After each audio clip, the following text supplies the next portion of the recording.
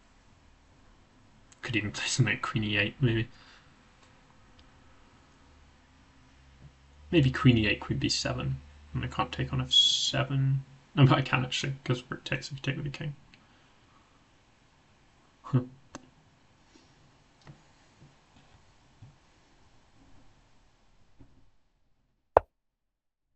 Okay.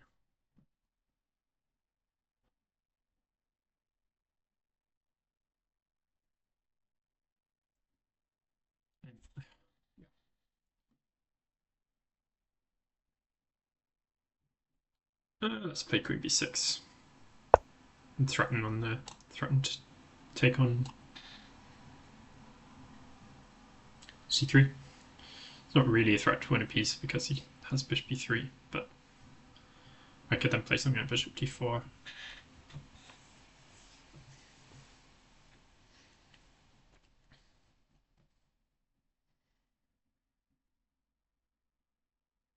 I'm also threatening the b2 pawn, which is nice.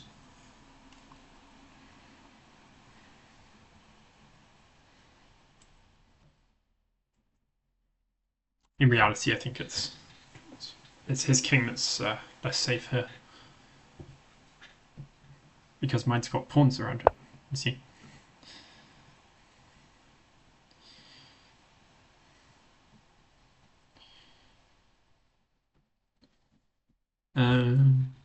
Okay, if I take on b2 straight away, maybe play rook b1.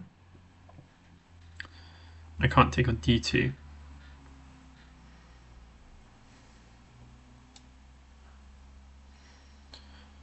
I could take on c3.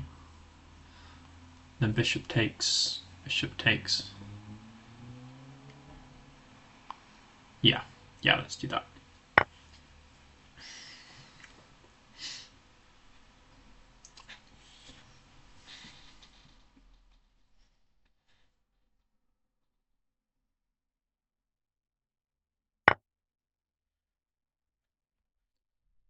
The bishop.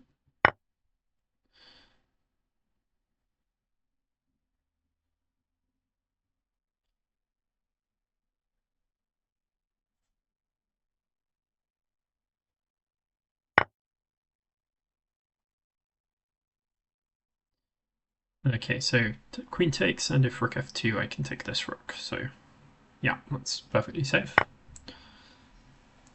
This game's basically just picking off pawns one at a time at the moment.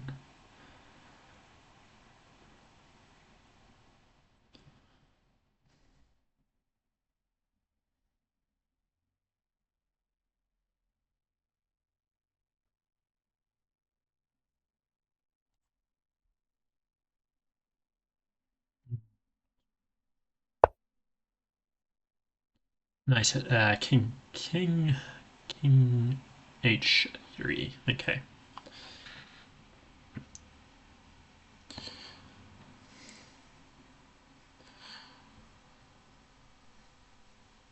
Okay, let's play rook c8. Activate this rook.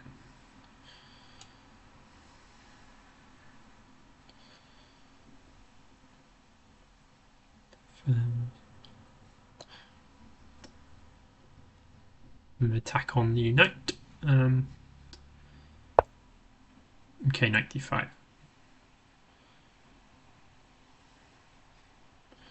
There's a threat on e7.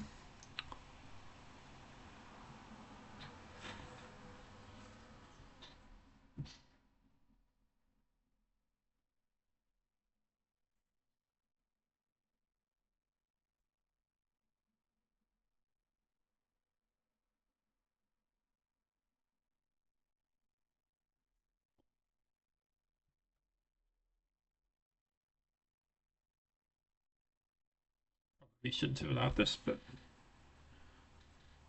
that's fine. Could play really defensively here with rook e8, but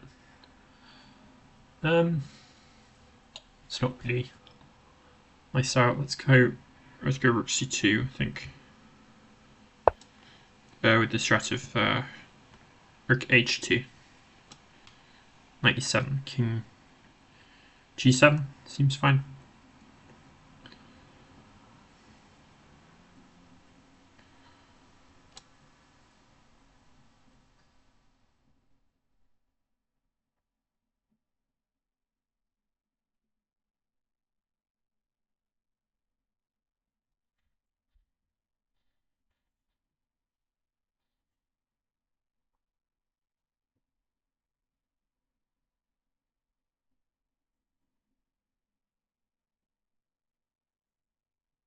I could have also played queen e5. That's the first move that came to mind, but I thought the rook e1, um, queen f5, for example, takes, so you could take on c8.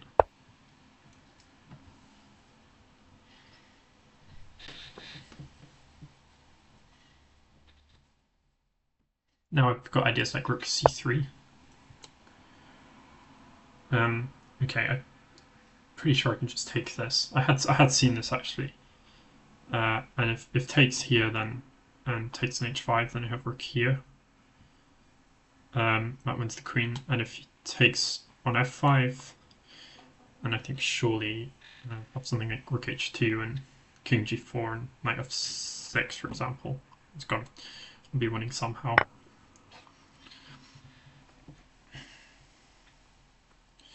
Actually, after queen h5, rook h2 is just mate of. I see. So yeah, yeah, not really seeing any moves to him now, to be honest. Of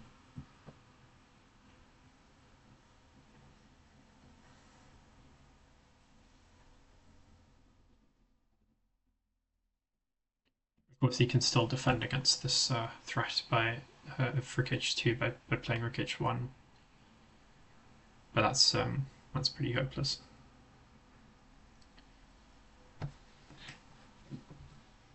Knight f6 seems like it deals with everything, right? Knight f6, queen f5 is the threat of queen g5, but that doesn't actually do anything. The queen defends the knight.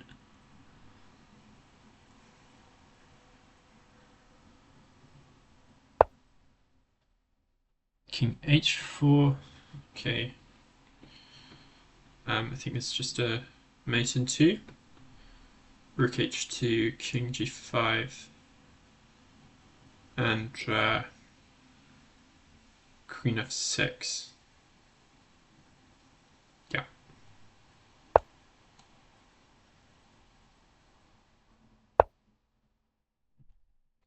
Yeah, I think this is the only mate in one.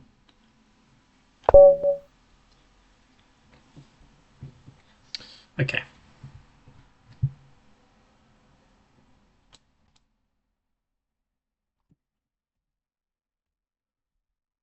Doing the tournament on 4 out of 5, so yeah, it's in the end not too bad, but yeah, I'm really disappointed with those two draws. I don't think I quite played fast enough in this second game, even though I was playing well, and then it was a similar story in the third game, really, which yeah was just too horrible to even think about. So let's just skim through this second game quickly. Obviously we were black, so I'll just flip that. So yeah, this bishop g5 is just not so great. You can see the analysis there. It's really not a great move.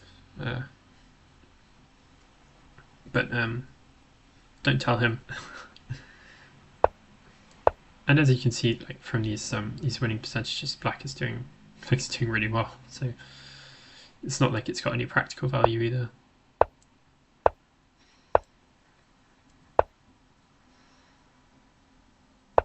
Okay, dc4 was not quite the right way to go. Should just play a5 and stop this before idea. I guess he's playing for this. It's like b5 square, but yeah, then bishop a6 and simply eliminate this bishop. Okay. Okay, we'll try and play that against him next time.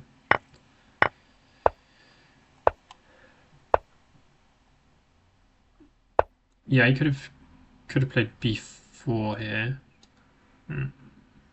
That would have been okay. Yeah, bishop f4 was not great.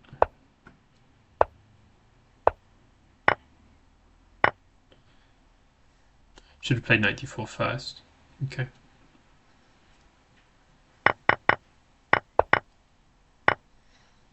I should have taken with the c-pawn. My first instinct was right, that this sort of e4 and d3 would be of more value. I thought this would give him some possible counter chances, but yeah, I suppose it's not really that feasible to ever generate serious stuff on the C file.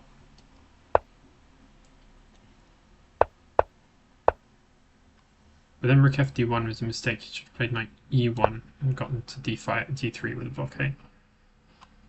And if knight d5, he just takes. And then it's really hard for me to make progress because of my direction of bishop.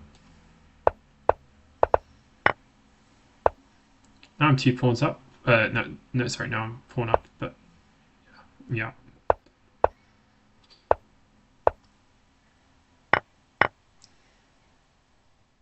Should have taken with the c pawn. That wasn't so natural to me. But it would have kept his rooks restricted.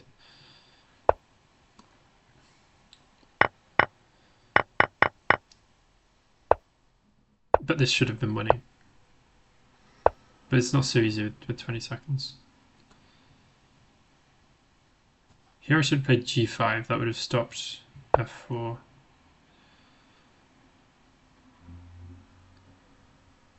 Well, I mean, yeah, I would have made it. Yeah, I would have stopped it for now because 92.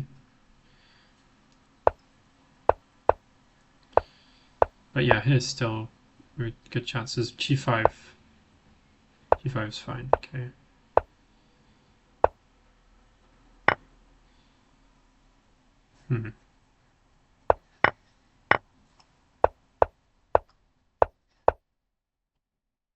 Yeah, I was just panicking a bit here. Like, should have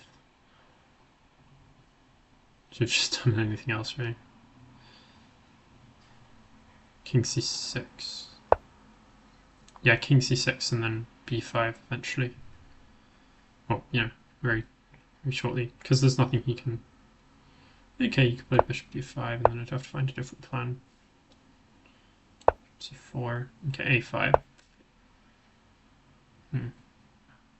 Makes sense.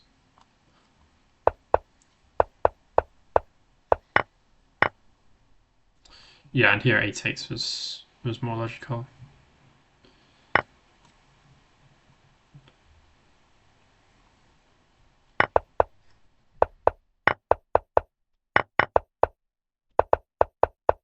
She did quite well in the end to draw, I think, given that I didn't have much time.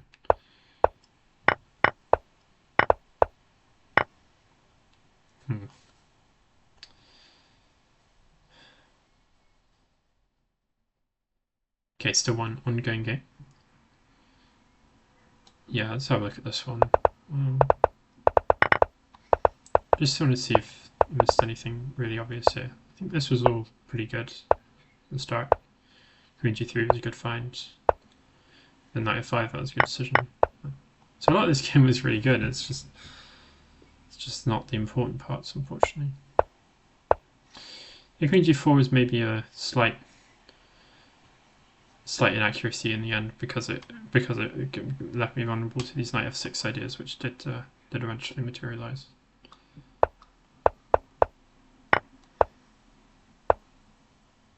Queen g2 might have been a bit easier, but then c4, I didn't like that. I thought c4 right, yeah. No, I didn't like that. This is sort of position where things can go wrong because you're just playing without this bishop for the moment.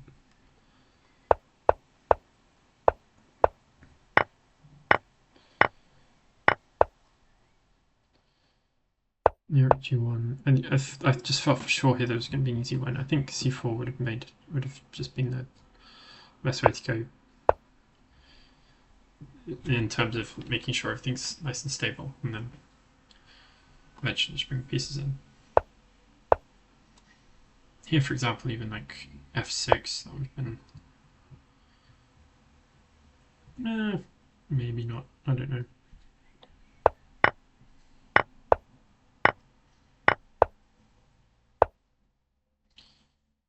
Could have just taken this, for example. That would have been really easy as well.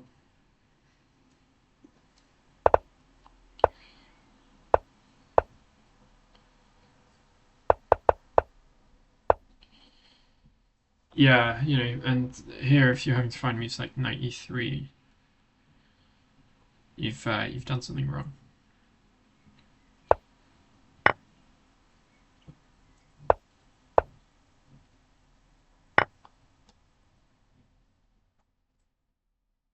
Yeah, that was a very disappointing game in the end. Well, the first game.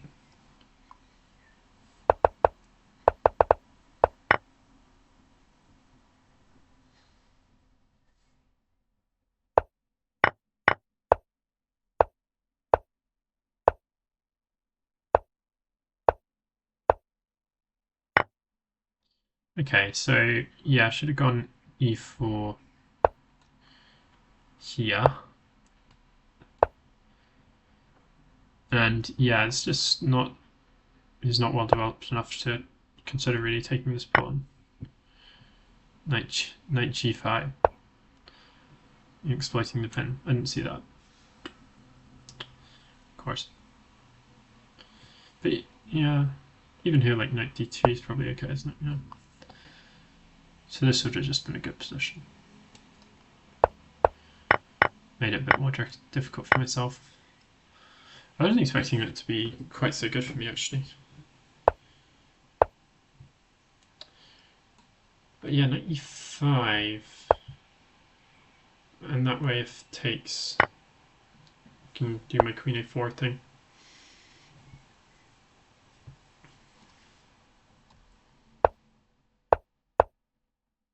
Yeah, if he just played queen d7, it would have been fine. But yeah, knight d7 got him into trouble. Bishop f1 was not the most accurate, actually. Let's just take and b4. Oh, yeah, b4. Okay. Ah, but it connects with this idea of taking on d7. Okay, so like it takes a take on d7, and then the b4, and then the b4 bishop is hanging.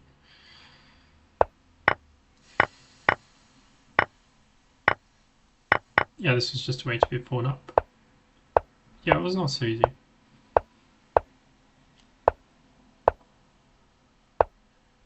Fortunately, I think he didn't really find a massive and constructive plan, and I was able to and played g5, without which I think it would have been quite difficult to win in a practical game. But yeah, this made it a lot easier.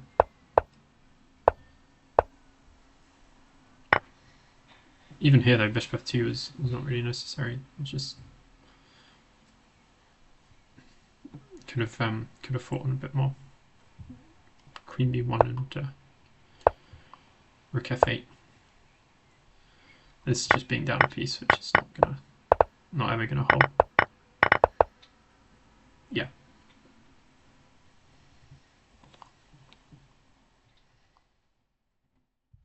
Okay, tournament complete. Came second, obviously. Probably would have come second even without that poor game in the third round, because obviously I'm the higher rated player. Or I was anyway. Yeah, I still am. So my opponent would have played the same players and me, and therefore had a higher rated high performance rating.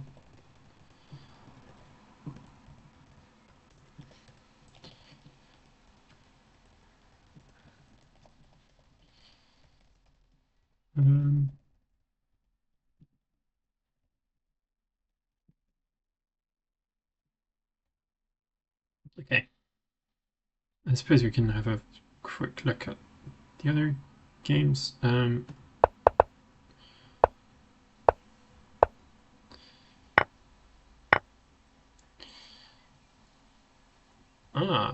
Okay. Yeah, this is a similar idea to Yarkand's defense, I think. Without the knights on f3 and c6, and without these pawns, you can play d3, and then so this is the position I'm comparing with. If you play knight e4 here, and d3, knight c5, d4, it's a very similar idea.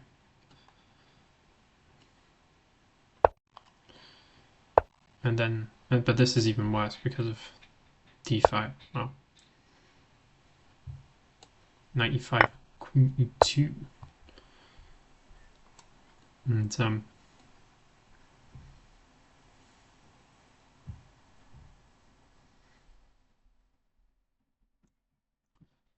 something is going to fall here. f5, we can take on e5 now. Could have taken on e5 here, but queen h4 and it recovers in exchange.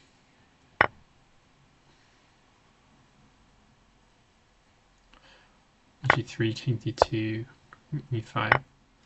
It's hard to look at this position and say, well, this is just winning for whites. The king on d2 that.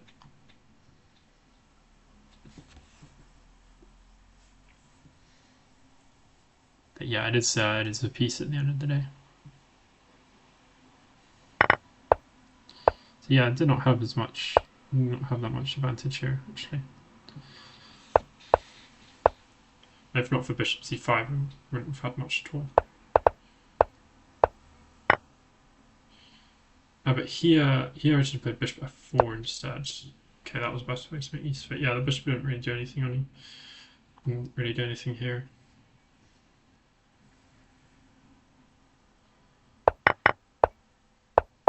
Yeah, it's a bit worse now actually. But okay. Yeah, I was worried about queen a5. But it turns out I can just ignore it completely. Queen e3. Okay. And king b1 was okay as well. Bishop e6. Yeah, I had to play c4. a3, bishop a3, I'm presuming, yeah. a3 was okay here, without bishop e6.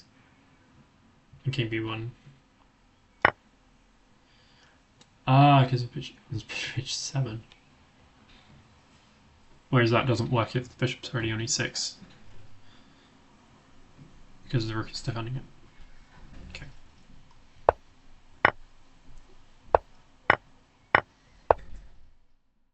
Yeah, rook f1. One of the best moves. I'm happy with that.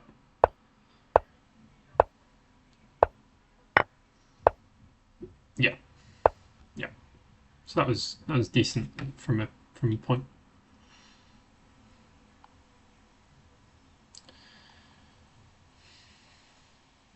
I think this was a pretty good game. Let's flip it on his back.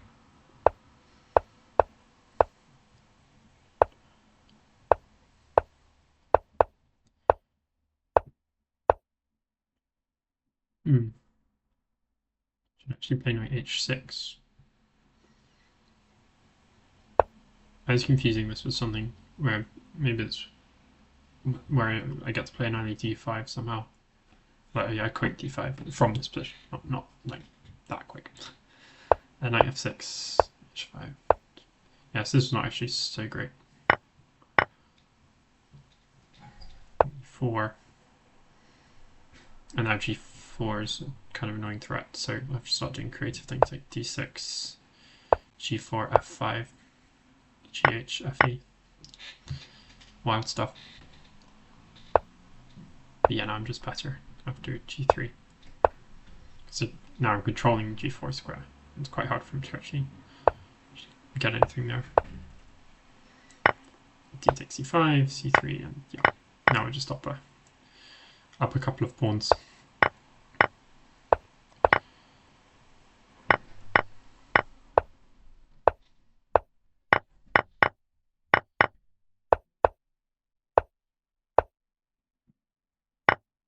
Yeah, that was actually all pretty good after that. And this nice mate.